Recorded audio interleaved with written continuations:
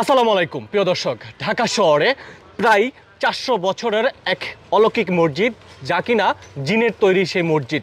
আজ আমরা সেই মসজিদের এখানে চলে আসলাম। ঢাকা শহরের জিনের তৈরি মসজিদ, অলৌকিক মসজিদটি দেখে আমি রীতিমতো অবাক হয়ে গেলাম। আপনারা ইতিমধ্যে দেখুন জিনের তৈরি মসজিদটা। আচ্ছা আচ্ছা, আমরা একটু আসেন, একটু ভিতরে যাই, একটু কথা বলতে চাই। যারা এই মুহূর্তে দেখছেন যে ঢাকা শহরে অলৌকিকভাবে যে জিনের তৈরি যে মসজিদটি, এই মসজিদটি আমরা দেখতে আসলাম। যে এই মসজিদটি হচ্ছে ৪০০ বছরের পুরানো যে মসজিদটি, হয়তো ইতিমধ্যে আপনারা দেখতে পাচ্ছেন যে ঢাকা শহরে অলৌকিকভাবে যে ৪০০ বছরের জিনের তৈরি মসজিদ। আমি যদি আপনাদেরকে একটু এই পাশটা দেখানোর চেষ্টা করি, ইতিমধ্যে হয়তো বা আপনারা যেটি দেখতে পাচ্ছেন, এটি হচ্ছে গিয়া আগে একটা সময় মাজার ছিল। যখন মাজার ছিল, এই যে আপনারা যে উপরটা একটু দেখান এদিক দিয়ে, তখন হচ্ছে জিনেরা চলাচল করত। যখন জিনেরা চলাচল করত তখন তারা চিন্তা করেছে এখানে একটি মসজিদ নির্মাণ করার প্রয়োজন। তো সে অলৌকিকভাবে কিন্তু আসলে এই যে দেখতে পাচ্ছেন এই মসজিদটি কিন্তু নির্মাণ হয়েছে।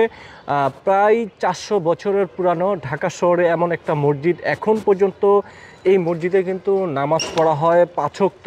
মাশাআল্লাহ, খুব বিষয়টি দেখে আমার কাছে একেবারে ভালো লেগেছে। দর্শক, যারা এই মুহূর্তে দেখছেন বা শুনছেন, আমরা এই মসজিদ সম্পর্কে আপনাদেরকে এই যে ৪০০ বছর, প্রায় ৪০০ বছরের যে মসজিদটি, পুরানো মসজিদ ঢাকা শহরে এই মুহূর্তে আমরা দেখতে পাচ্ছি, আসলে এই মসজিদ সম্পর্কে যদি আপনি আমাদেরকে একটু বলতেন।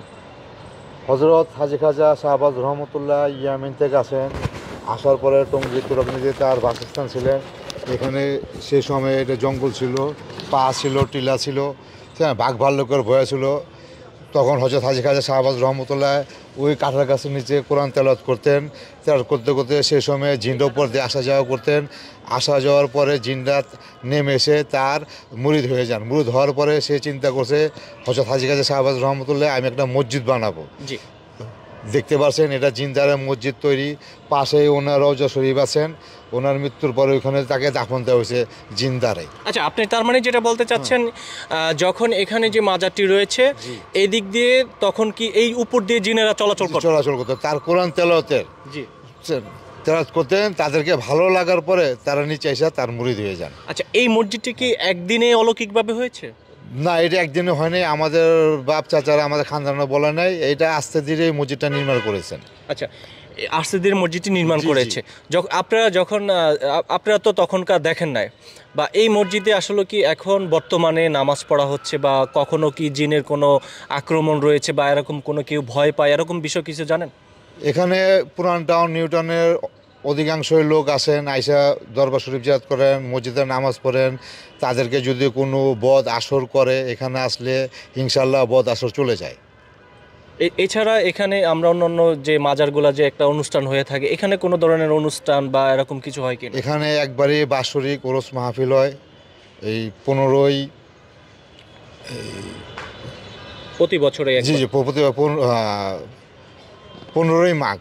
15ই মাঘ এটা প্রতি একবারে এইখানে বাৎসরিক ওরস মাহফিল হয়।